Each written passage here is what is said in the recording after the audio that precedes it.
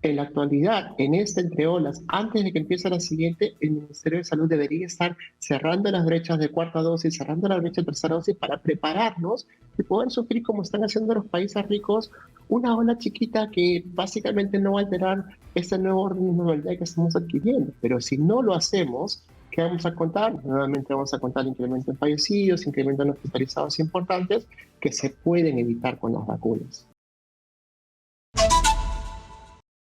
Está Antonio Quispe con nosotros, que es médico epidemiólogo. Hola Antonio, ¿cómo estás? Muy buenos días, bienvenido a Exitosa. ¿Qué tal? Buenos días, gracias por la oportunidad de comunicar. Bien, Antonio, al margen de esta designación de Kelly Portalatino, sobre todo porque han generado una serie de críticas, la pregunta es, ¿en qué estamos en cuanto a salud? Ya nosotros hemos venido advirtiendo lo que está pasando, no solamente en cuanto a temas de infraestructura, sino en calidad de salud. No la tenemos, no existe. Y tampoco es que en este año se haya trabajado para que esto mejore. Bueno, el Ministerio de Salud está en crisis, ¿no? La cartera de salud, desde que entró el ministro Candori, entró en una crisis permanente y con el ministro López entró en una crisis de corrupción al más alto nivel del Ministerio de Salud.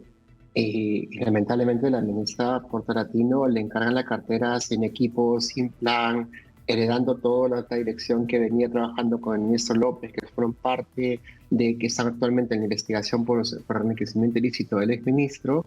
Y no hay ningún piso de cambio ni nada. O sea, ella va a seguir en motor automático con un ministerio en una crisis permanente que tiene ahora que afrontar una serie de problemas de salud que no solamente incluyen la pandemia que no ha terminado, que estamos a empezar por empezar la quinta ola, tenemos ya incremento de casos de COVID en Quito, sino el equipo ha regresado a emergencia sanitaria, estamos viendo el tema del dengue, estamos en el problema de tuberculosis, la viruela del mono es el país con el mayor índice per cápita acumulado a nivel mundial de viruela del mono y tenemos ahorita que una Eso, cuota ridícula de vacunas que acaban de llegar al Perú. El problema es un montón. La verdad que, como claro. bien dijo el decano del Colegio Médico, tú le encargas actualmente un ministerio que está en una crisis importante a una persona con la que tienes expectativas de que empiece a corregir los problemas, a tomar decisiones difíciles, a cortarle la cabeza a la corrupción que impera en el Ministerio de Salud actualmente, pero nada de eso, ¿no? Ni más mínima esperanza Bueno, de que eso cambie y eso es parte de la gran preocupación y frustración que tienen no solamente los especialistas y los profesionales de la salud en general, sino los gremios, ¿no? bueno, a mí lo que me han comentado sobre el Ministerio de Salud, que es una olla de grillo, que está completamente copado de cabo a rabo por militantes de Perú Libre que no saben exactamente qué hacer con este ministerio. Y ya lo sabemos, ¿no? Ese es un ministerio tomado por Vladimir Cerrón. Él es el culpable de todos estos problemas que estamos enfrentando en estos momentos, porque claro, pues, ¿quién lo está conduciendo? Él. Él directamente con las personas que va poniendo, porque no lo puede hacer directamente mientras tenga una sentencia vigente que ha tratado de, este, de, de sacársela de encima, pero no ha podido. El Poder Judicial en las últimas horas ha dicho que no, que todavía sigue en pie esta sentencia por corrupción, no por presunta, por corrupción tal cual. Pero dejando a un lado esta situación, durante esta semana se ha levantado el estado de emergencia y se han levantado algunas medidas propias, ¿no?, de la pandemia. Sin embargo, lo que no se ha explicado claramente a la población es que todavía seguimos en emergencia sanitaria. Eso significa que todavía deberían quedar este, algunas medidas, ¿no? Alguien me preguntaba esta semana, ahora, se han levantado todo, entonces eso significa que ya no voy a usar mascarillas, por ejemplo, en el transporte público y en los hospitales, como se había dicho en un primer momento. Claro, el uso de la mascarilla es opcional, pero ¿y esto cómo queda? En efecto, ¿no? Hay dos decretos supremos, uno que tenía que ver con las libertades individuales, que son las que te otorga la Constitución, y que algunas de ellas estaban justamente, mediante ese decreto supremo se podían flexibilizar, ¿no? Por ejemplo, obligarte a presentar tu carnet de vacunación, obligarte a usar mascarillas en espacios públicos, como los hospitales, el transporte, y eso que todavía estaba vigente, y todo eso se ha levantado. O sea, el individuo de a pie, la persona, el ciudadano común, que antes tenía que cumplir ciertas normas, eso ya no existe. Pero por el otro lado, como tú bien destacas, no han levantado la emergencia sanitaria que está vigente hasta febrero del 2023. Y la pregunta del millón es: ¿qué implica la emergencia sanitaria? Principalmente es el tema de levantar los controles y todos los candados que se ponían para evitar la corrupción en el Estado, ¿no? Y en el caso del Ministerio de Salud, que es el tercer ministerio más grande del presupuesto del Estado peruano, eh, con miles de millones de soles a su disposición, pues en el caso actualmente con una alta dirección precisamente investigada por corrupción que continúa actualmente dirigiendo el ministerio bajo la ministra Portolatino, pues preocupe mucho, ¿no? Y básicamente lo que se le está ¿no? exigiendo es, mira, la justificación técnica para mantener el estado de emergencia sanitaria de salud, pues ya se levantó. ¿Con qué justificas mantener la emergencia sanitaria? Claro, pero ahí ¿No? tienes, Entonces no hay una justificación técnica y el interés de las autoridades por mantenerlos específicamente para evitar los controles en las compras de bienes y servicios por parte del Ministerio de no, Salud. y ahí hay dos aspectos. Uno que tú destacabas, el tema de la quinta ola que se viene para fin de año, creo que lo están anunciando para entre noviembre y diciembre, que no sé qué es lo que va a implicar la quinta ola, si va a ser tan contundente como las olas anteriores. Y el otro tampoco que no está muy claro cómo queda el esquema de vacunación. O sea, hasta este momento ya no se avanzó más. Yo tengo 4 dosis, pero después de eso ya no sé qué más voy a hacer. Yo pedí hoy día que conversáramos porque tú estabas hablando sobre las vacunas bivalentes y, ¿no?, la modernización de las vacunas. Ya en Estados Unidos ya se aprobó el uso de las vacunas bivalentes para que sea de uso periódico, pero acá no se ha hecho absolutamente nada. Eso conlleva preguntarme también, ¿cómo está el lote de vacunas que todavía tenemos en stock y que nadie está utilizando? O sea, ¿cómo queda eso? Porque eso también es dinero perdido. No solamente las vacunas COVID, ¿no? Precisamente las mismas vacunas del esquema regular que en general el programa de vacunación pues tiene unos indicadores en rojo, ¿no? Y las proyecciones para terminar el año con las coberturas hacen, por ejemplo, que la misma OMS declare Perú en alto riesgo de emergencia de polio. ¿Por qué razón? Porque no vamos a terminar con una cobertura superior al 80-70% a fin de año, ¿no? Y eso es una cosa que no solo nos preocupa a nosotros, sino a los demás países de la región. Respondiendo a tu pregunta, ¿no? En el sentido estricto de qué va a pasar en una quinta ola, pues estamos monitorizando de cerca qué está pasando en Europa, qué está pasando en Estados Unidos, y la historia es la misma. Si tienes una cobertura de cuarta dosis superior al 80%, tienes una olita pequeña, pero el Perú tiene una cobertura de cuarta dosis menor al 50%.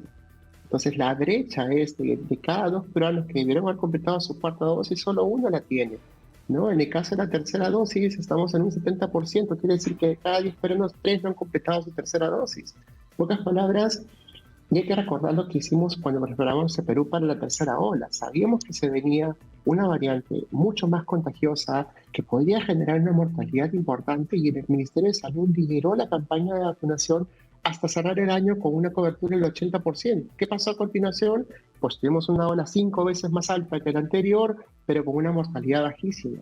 En la actualidad, en esta entre olas, antes de que empiece la siguiente, el Ministerio de Salud debería estar cerrando las brechas de cuarta dosis, cerrando la brecha de tercera dosis para prepararnos y poder sufrir, como están haciendo los países ricos, una ola chiquita que básicamente no va a alterar este nuevo orden de normalidad que estamos adquiriendo. Pero si no lo hacemos, ¿qué vamos a contar? Nuevamente vamos a contar incremento en fallecidos, incremento en hospitalizados importantes que se pueden evitar con las vacunas. Mira, además yo he visto en las últimas semanas un desmontaje de prácticamente todo aquello que se había utilizado durante las horas anteriores. La vía panamericana, por ejemplo, ya no está a disposición de absolutamente nadie. No sé qué es lo que va a pasar con la vía panamericana, eso ya está. Pero lo que yo insisto, tampoco es que haya campañas de prevención todavía para mantener los cuidados sobre el COVID. Hay mucha gente que piensa que ya vencimos el virus y yo, la verdad, no estoy tan seguro de eso. Bueno, el virus no le importa un pepino los papeles, ¿no? El virus sigue mutando, sigue reproduciendo, sigue causando incrementos de contagios y uno puede ver literalmente cómo algunos países incluso han tenido la amenaza real de que el sistema de salud colapse, ¿no? Y no estamos hablando de cualquier país, estamos hablando de Reino Unido, de Alemania, que han visto cómo sus tasas de hospitalizaciones se han disparado. ¿Por qué razón? Porque confluyen diferentes enfermedades y tienen una población que muy mayor, ¿no? Tiene una tasa de adultos mayores extremadamente alta comparada con la nuestra.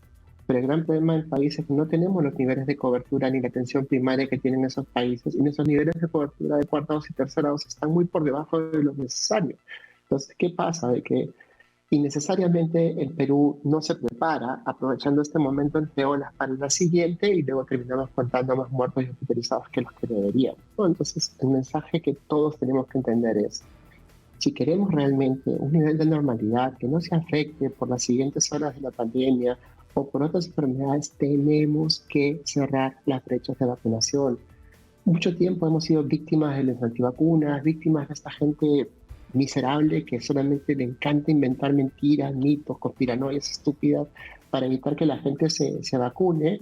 Y el efecto es que la gente le cree, ¿no? Entonces una madre que antes le ponía sus 16 vacunas a sus niños y que su niño podría pasar todos los colegios sin estar hospitalizado o sufriendo una enfermedad que uno prevenirle, pues ahora los tiene enfermos todo el tiempo y le pregunta, señora, ¿completó su niño su vacuna? No, es que me da bienito, es que escucho la televisión de que dicen que la COVID es una vacuna que viene con chips y estupidez y media y me da miedo. Entonces, ¿qué tenemos que hacer en general? Pues salir a educar a estas personas y vencer a los antivacunas, vencer su mensaje de miedo y ese mensaje de muerte que causa tanto daño, ¿no? Y nuevamente, acaba de salir un estudio en Texas, Estados Unidos, un país predominantemente republicano en el que la tasa de vacunación es la peor en Estados Unidos, 90.000 fallecidos. Y eso literalmente es la matanza de los antivacunas. Ese mensaje que comunican en el cual te dicen a ti, no te vacunes porque la vacuna no sé qué miércoles, que soros y vivéis y demasiadas tonterías, pues cala, la gente no protege a sus niños y los niños terminan sufriendo enfermedades que son prevenibles con las vacunas solamente por miedo. Es No. importantísimo que cerremos las brechas de vacunación y protegemos a nuestra población. Bueno, y la actual ministra de Salud, la señora Kelly Portalatino, además ahora que estás hablando de antivacunas, hay gente que está bastante confundida respecto a la tecnología médica. Recuerda tú que también le promovía el tema de la vacuna peruana, que a la larga tampoco es que, fíjate pues, es improbable. Sí creo yo que tendríamos que trabajar como país en tener tecnología médica de aquí a futuro, ¿no? Para estar preparados ante una eventual pandemia de escala global. Eso tendría que ser un objetivo, ¿no? Posiblemente tener laboratorios, no lo sé. De acá al futuro, repito yo, no estoy diciendo que ahora no creo que lo podamos tener. Primero resolvamos el problema del fondo. El sistema de salud peruano está completamente colapsado, destruido. Tampoco es que se haya avanzado mucho en la primera línea de atención. Y eso era de por sí un objetivo, ¿no? O sea, eso también se dejó de lado. Mira, si le preguntas a cualquier experto y lo decimos sin claro y preciso, ¿no? La principal razón por la que fallecieron tantos peruanos en la primera y la segunda ola es porque no tenemos atención primaria. Si tuviéramos atención primaria, podríamos haber manejado a los pacientes y que todos tengan acceso a un pulso oxímetro para saber cómo está la saturación, evitar que lleguen a hospitalización y no necesariamente lleguen a estar intubados, ¿no? Y nuevamente, parte de atención primaria es precisamente las vacunas, ¿no? Entonces, si tuviéramos un sistema de distribución de vacunas en los establecimientos de salud que estén adecuadamente equipados, con personal suficiente, no tendríamos las coberturas de vacunación ahora, ni tener que depender de vacunatorios y otras cosas. Entonces, el principal problema de salud pública en el Perú es que no tenemos atención primaria y esto es un problema que tiene 20 años, ¿no? La pandemia también significa oportunidades, ojo, estamos hablando de un recurso humano valiosísimo que durante todos estos 2 años ha puesto el hombre por el Perú, se ha sacado la mugre en la primera línea y que eran estos cascovis maravillosos que por mucho tiempo han estado trabajando y que actualmente han ido siendo despedidos sin mayor previsión de por medio y están haciendo el esfuerzo por justamente pasarlos acá regular, ¿no? Con el impacto que implica eso en sus salarios, empezar a pensar en unificar el sistema de salud, pero todas estas discusiones se fueron al tacho desde que entró Pandori y López y lamentablemente la ministra de Latino, hay que decirlo, el nivel de experiencia que tiene para tomar esas decisiones pues es casi nulo, ¿no? Y si uno revisa incluso su productividad en el Congreso, no sé cuántos proyectos de ley, solo 2 aprobados y el más importante es para cambiarle el nombre al día conmemorativo por la batalla de Junín, ¿no? Una cosa así que realmente no es que sea una credencial suficientemente válida para poder promover la ministra de Salud y encargarle tantos problemas en un ministerio tan complejo, ¿no? Sí. Yo a lo que dice del Congreso, esta semana han estado presentando un proyecto de ley para que todos utilicemos cargadores universales para el celular. Mira en lo que están inmersos los congresistas en este momento. Por eso estamos como estamos. Antonio, muchas gracias por estar con nosotros esta mañana. Creo que es importante tener siempre estos avances respecto a cómo está la medicina peruana. Entiendo que los médicos van a entrar y ya están analizando irse a una huelga también por mejoras en sus remuneraciones, que esto también sería crítico para el país. ¿Está Antonio todavía? Los gremios van a ejercer el rol que les corresponde, ¿no? Y básicamente los decanos en general ya se están diciendo a la ministra de Salud que tiene que sentarse a conversar y básicamente preocuparse por los problemas del sector de manera seria y básicamente cortar de raíz el problema de la corrupción, ¿no? Si ella tiene ahorita dos opciones, literalmente es, se compra la herencia de López y la defiende a capa de espalda, que prácticamente es la función que todo el mundo presume que va a tener, o realmente ejerce la función de ministra de Salud preocupándose por la salud de todos los peruanos. Y eso parte por la toma de decisiones que va a tener en los próximos 2 o 3 semanas, que implica renovar a la alta dirección, incluyendo a los viceministros, a los asesores y a todos aquellos que no estaban implicados en los actos de corrupción del exministro López, y básicamente empezar a poner orden colocando a gente idónea en los cargos, porque de ella va a depender de esa asesoría técnica para poder lidiar con los problemas del país. Si no lo hace, va a durar muy poco y lo peor de todo es que va a hacer muchísimo más daño de lo que se imagina. Gracias, Antonio. Un fuerte abrazo.